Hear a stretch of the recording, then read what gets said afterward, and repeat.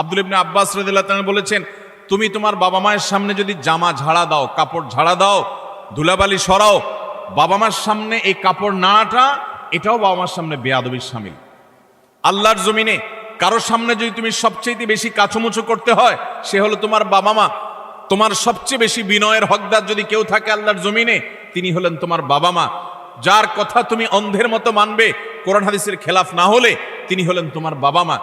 এই জায়গাটা আর কারোর জন্য হতে পারে না। অথচ আজকাল বেশিরভাগ যুবক, বেশিরভাগ কিশোরদেরকে দেখবেন যে আল্লাহর জমিনে যার চাইতে সবচেয়ে বেশি, যার সঙ্গে সবচেয়ে বেশি ঝাড়ি মেরে কথা বলা যায়, তারা মনে করে তিনি হলেন কে?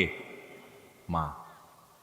সবচেয়ে বেশি ঝাড়ি যাকে দিয়ে আমাদের আজকাল কিশোররা, যুবকরা কথা বলে, তিনি হলেন কে?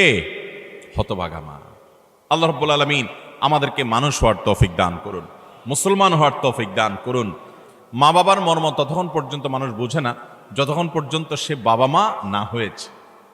আল্লাহ তাআলা আমাদেরকে বাবা মার কদর করার তৌফিক দান করুন।